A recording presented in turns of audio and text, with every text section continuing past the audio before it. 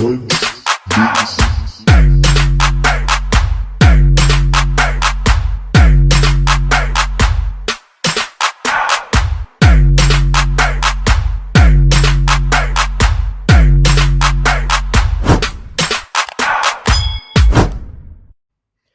part 3 of my interview with Nicci Gilbert. All things P-Valley. Emotional. He's worth billions. Message. So, Nicci, you said something that's providing me a perfect segue into the next thing that I want to talk about, which is the stuff going on with P-Valley and so on and so forth. You said, when you had your departure from R&B Divas, that people painted you out to be the bitch, and it further exacerbated what some people already thought of you. And I'm going to be honest with you. You're absolutely right. Yes. Because when the P-Valley stuff hit the fan, I'm like, here go this difficult bitch go again. Here she go. I'm like, God damn. Like, why does a tornado follow her every damn where she go? Hurricane Nicci in this. And I'm going to be honest with you. I was so ready to just not believe you and be like, why is she being difficult? Like she don't got R&B divas off the TV. Now she on with the P-Valley people. Right. And so, Stacey J, our mutual friend Stacey J, Stacey had called me one day. We were talking, and she said, "Q, I need you to go on Nicci's website or YouTube link or something." And she said, Nicci compiled this video with the side-to-side clips and the comparisons. And she said, Q, I'm not here to try to convince you of anything. I just need you to go look at it and then call me back, or we're going to talk to Nicci and yada, yada, yada, yada, yada. I said, Stacey, I don't want to hear that shit. I'm like, whatever. She don't ruin these people's shows. She don't ruin the P-Valley. And so, finally, a day or two goes by, and I stopped and I looked at it and I had to eat my words. I was like, okay, like she's on to something, right? And then Nicci, I went out of my way and tried to do all types of mental gymnastics to come up with all types of logical reasons as to why the two bodies of art were so similar. Yeah.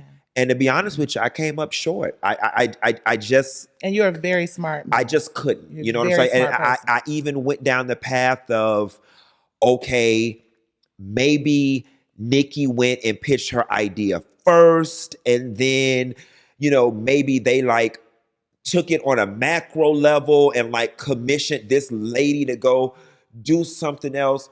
Walk me through the moment, the second, the hour, the day when you realized your intellectual property was on Starz. Baby, first of all, didn't want anything to do with it initially because lest we forget, I had just come off that Kelly Price stuff. Okay.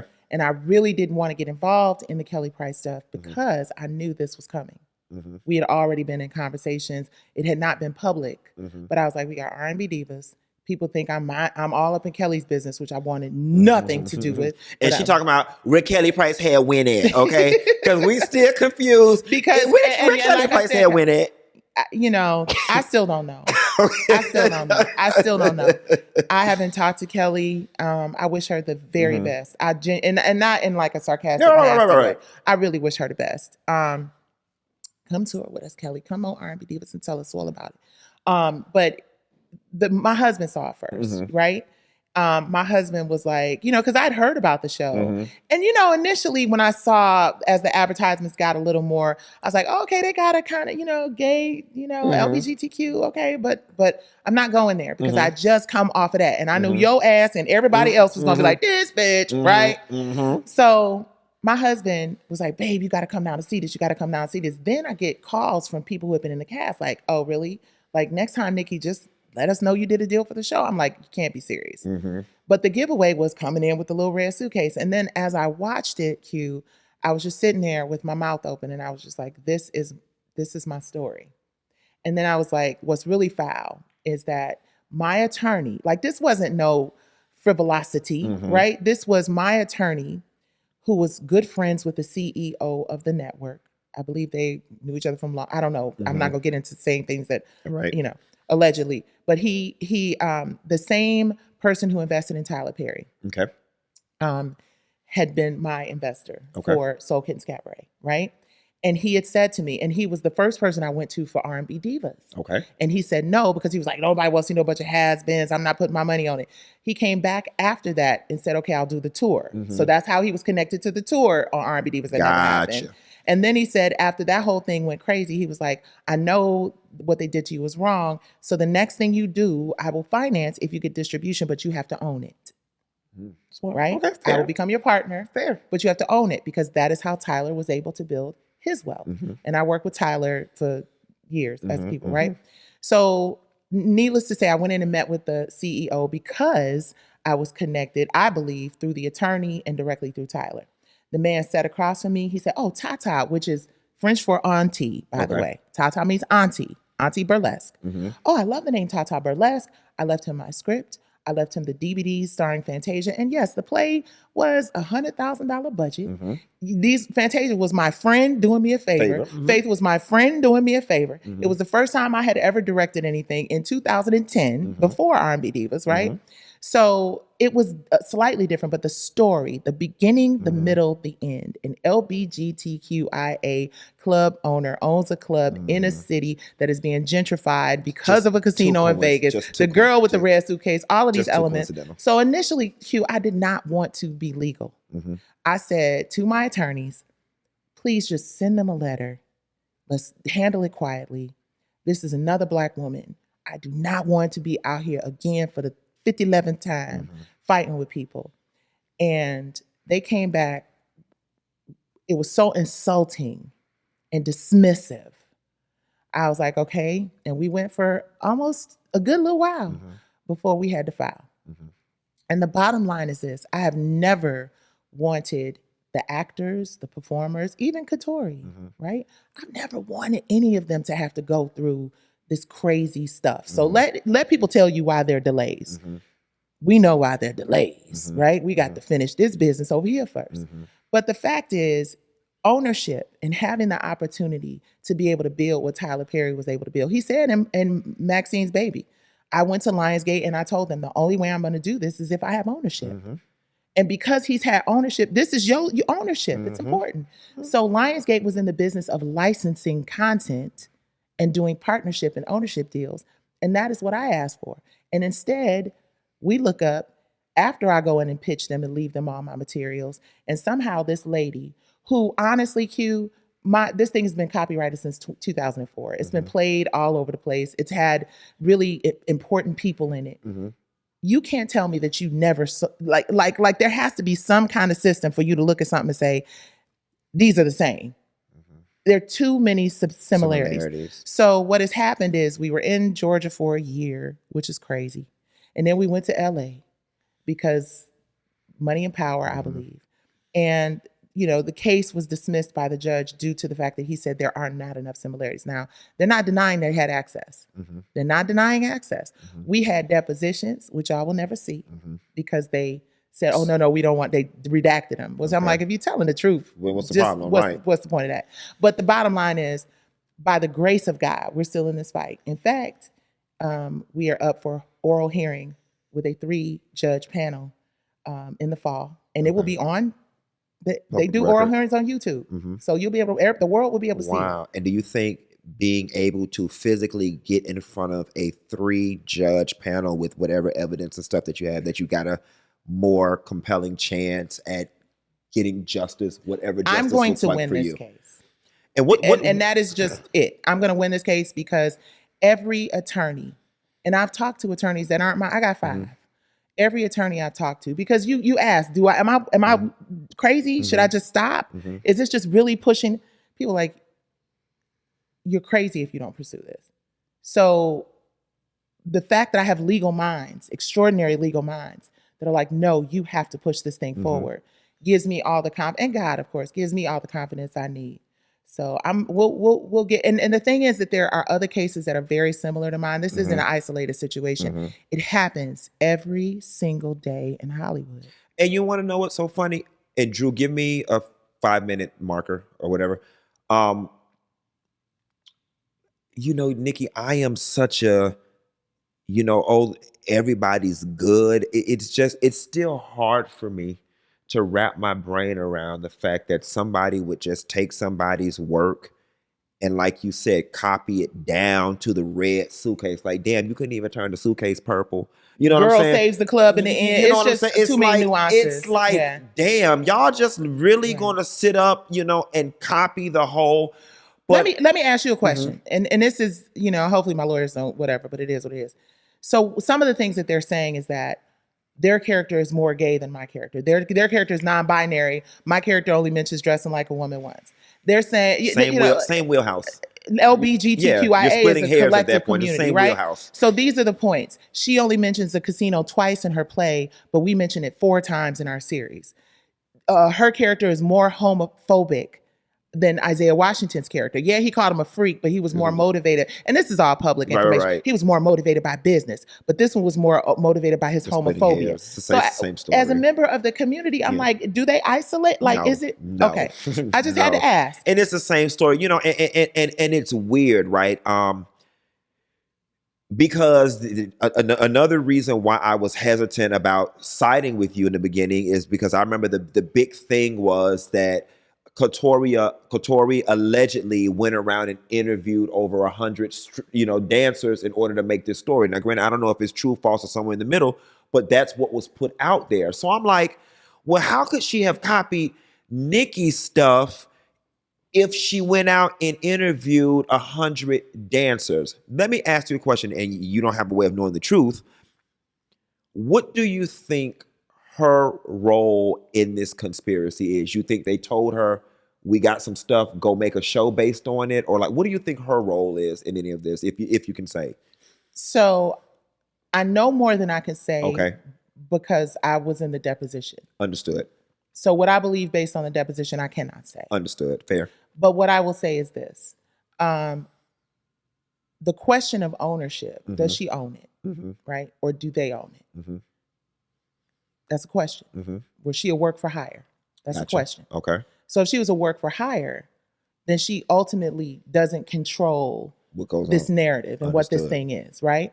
Now, what's interesting is that she didn't copyright it until 2017, 2018, which was after she allegedly had the deal with those people, right? This is all, I'm telling you, public stuff, Understood. right? I don't know. She could have interviewed a bunch of strippers. It's not about it being about strippers because they're Players Club. It's a lot of projects about strippers. But having a new girl come from the middle of nowhere to save a spot that is up for casino, LBGTQIA owner owning a strip club, the gentrification in the community that actually happened in Detroit. Casinos came to Detroit and gentrified the community where I'm from. That is story. So people get confused because they see an aesthetic. Also, Katori Hall got $100 million per the CEO of Starz to produce this show. Wow. My play was $100,000. Right. So with that being said, what does a win look like for you? What does it take for The Nicci win to be for me made looks like whole? Going before a panel of appellate judges that are going to look at this and allow it to be argued. In 4 years, $1 million. They're suing me for $1 million right now because they're saying my lawsuit was frivolous, basically, which we don't believe, and I don't think they're going to win. But having the ability to go before and argue my case is a win. You want to be heard. Because it will be there forever. Yeah. Forever. And I understand, we know based on Roe versus Wade, we know based on affirmative action and fearless fun, we know that doesn't always go our way in the judicial system. But all I've ever wanted is an opportunity to go before some judges and some folks and say, this is what happened. And if they look at it and be like, no, ma'am, it's not the same. It is what it is. The people have, thank God the people have sided with me from the perspective of, I believe 99% of the people who go to that place and watch that say, oh, no, there's something here to discuss. It definitely changed my mind. The point is it needs to go to a trier of fact. Right. It needs to go to 12 jurors, which I only need 7 to agree, right? To say this is what happened. And then when that happens, you gave her $100 million. Let's start there. So I was just about to ask you, what do you want at this point? I want the ability to be able to create generational wealth and wellness for my family. Okay. I want the ability to come to Q and say, hey, would you host X, Y, and Z? We didn't put a number out there because we don't know how much money they made. What we know is they gave her $100 million. So I'm assuming if you gave somebody $100 million, y'all do the math. Right. I mean, I don't know, maybe 3, maybe 5. You know what I mean? And it was my story. Yeah. And it's not about me not wanting the world to have access. That story's been told. I can't go nowhere to no network nowhere and say, hey, I got the story about this LBGTQ in a casino. And they'd be like, girl, bye. Right. You understand what I'm saying? We got P-Valley. We don't need What that. Are you doing? Right. You know what I'm saying? The story is dead in the water in terms of that. It's been told. And I want to be compensated because I wrote it 20 years ago. Yeah. Blood, sweat, and tears. It is the thing that created R&B Divas. Okay. It is the thing that taught me the importance of ownership and equity. So you're a company making millions and millions and millions of dollars. Does 50 Cent own Power? Does Katori Hall own P-Valley? Are they co-owners at the least? Why was Tyler Perry the last deal like that was done? Allegedly. Yeah. I mean, probably hell. It's like the Master P deal back in the day with the music industry. Shit. Yeah, or just like when Bethany got rich off of Housewives and they stopped they stopped doing it because they don't want. I mean, they're greedy. Period. They're greedy. And what's crazy is it's deeper than greedy. It's more nefarious. Yeah, than that. It is. And what's happening is they're catching up to him because DOJ is looking at him. And we ain't even got enough time to take the conversation there, but it's just so funny when they build generational wealth off of us. That's a whole nother deep. Listen, all we want to do is send our babies to school, and that's what's been going on our houses forever and a day. On a lighter note, though, girl. Yeah, I heard y'all was on tour with Keith Sweat. Baby, honey. We in the Sweat Hotel, Brownsville. I'm going to Pittsburgh today. The Sweat Hotels get real nasty down there in the Sweat Hotel. So Brownstone is still going around singing and carrying on. Yes, we are. We just did a show with TLC and Goody Mob. Shout out to TLC and Goody Mob. I love that. And Mona reached out to us for the Queens of R&B, but it was just timing. Timing was off. And the R&B Divas tour is coming, so So R&B, y'all heard it first here. Now she said the R&B Divas tour is coming. Nikki, what else you got going on, girl? What the biggest thing is my streaming platform, Work TV. It's free.com right now, but we're gonna put up the goal is to put all the old episodes of R&B Divas up on Work TV. They can't go and live anywhere until we all agree. Gotcha. So I'm like, let's just all agree to just spread the love. Right. So I'd like to get the old episodes of R&B Divas leading up to the pre-reunion special hosted by you. Come on, somebody. And then to get into just, preparing for the tour. The show don't need to be about nothing, but all of us bringing our creativity together to go on the road. And I've talked to maybe 7 women who are ready to go. I would love, can you tell us who it is? Or you can tell us, obviously somebody to jump on. But tomorrow I have a show with Elle Varner, Kiki Wyatt, and Kelly Price, ironically. Come on, somebody. Yeah. Come on. I didn't know Elle Varner was still doing her thing out there in music. Yes. That is dope. Nikki. Worth TV. I didn't plug it. WorthTV.com. WIRF. Women in Reality Film and TV, baby. And it's going to be in the description box, too. Nikki, this was an insightful conversation. Thank you, I love when I can create an environment that can change people's minds about someone. Or at least people still ain't gonna like me. Or at least give them a more robust understanding of the person and what makes them tick. Yeah. This was fun. Yeah, thank you, baby. This felt good. Thank you so much, And Nikki. to your audience, I really appreciate y'all. I mean, I've learned to just not take any of it too seriously and be grateful for the love and the hate. Because, baby. And for the free promo, I used to eat your ass and up. For the free promo, baby.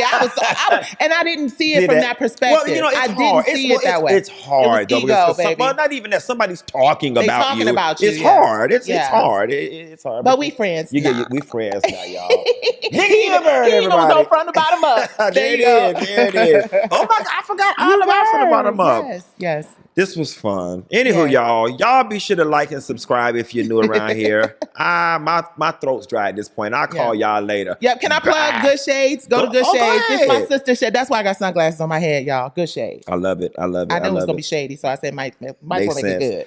Bye, y'all. Bye.